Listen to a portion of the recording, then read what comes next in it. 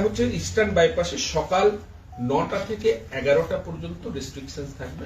তো এটা আপনারা ক্লিয়ারলি বুঝতেই পারছেন যে যখন সবাই ওই রাস্তা দিয়ে বাচ্চারা স্কুলে যায় জুনিয়র সিনিয়র সবাই, এবং যারা ওই রাস্তা ধরে বিভিন্ন কাজে বিজনেস বা অফিসে শিলিগুড়িতে আসে ইস্টার্ন বাইপাসে, তাদের জন্য রেস্ট্রিকশন।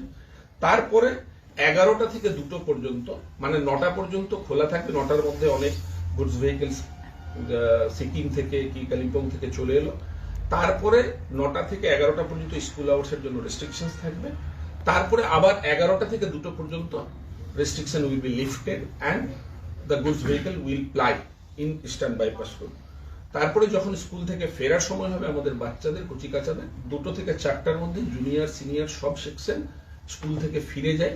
তো স্কুল থেকে ফেরার সময় 2 থেকে 4টা আবার রেস্ট্রিকশন হবে। তারপরে আবার যেই গাড়িগুলো গুডস ভেহিকেল গুলো পাহাড় থেকে চলে এসেছে তারা লোড করে আবার 4টা থেকে 6টার মধ্যে তারা আবার পাহাড়ে ফিরে যেতে পারবে। অর্থাৎ যারা 9টার মধ্যে চলে এসছে তারাও যেতে পারবে, এবং 11টা থেকে 2টোর মধ্যে যারা এলো তারাও নিজস্ব মাল লোড করে গাড়িতে করে আবার 4টা থেকে 6টার মধ্যে যেতে পারবে। তারপরে হচ্ছে গিয়ে 6টা থেকে 9টা পর্যন্ত, যেহেতু মার্কেট আওয়ার্স এবং ওয়ার্কিং আওয়ার্স এবং প্রচুর ওয়ার্কিং ক্লাস ওইসব শিলিগুড়ি সেবক রোড এবং ইস্টার্ন বাইপাস থেকে কাজ করে ওই ইস্টার্ন বাইপাস রোড করে আমবাড়ি বা জলপাইগুড়ি বা ডুয়ার্সের দিকে ফিরে যায়।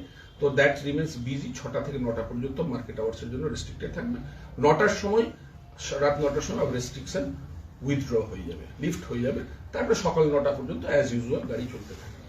অর্থাৎ আমাদের যদি টোটাল আমি বিচার করি, দুভাগে ভাগ করি, যে সারা দিন সকাল 6টা থেকে সন্ধে 6টা পর্যন্ত 4 ঘন্টা রেস্ট্রিকশন থাকবে। অর্থাৎ 9টা থেকে 11টা স্কুল এবং অফিস আওয়ার্সে যাওয়ার জন্য, আর হচ্ছে গিয়ে 2টো থেকে 4টা স্কুল থেকে বাচ্চাদের ফেরার জন্য, সেফ প্যাসেজ দেওয়ার জন্য।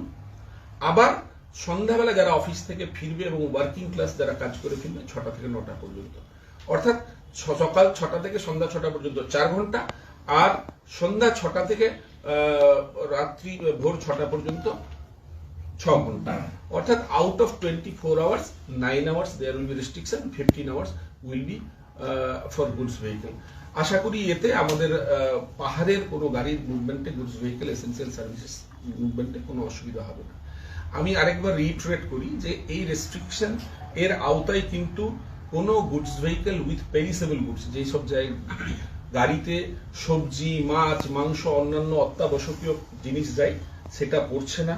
মেডিসিনস পড়ছে না, মিল্ক কন্টেনার পড়ছে না, goods vehicle loaded with LPG cylinders, fuel, lubricants, এটা পড়ছে না।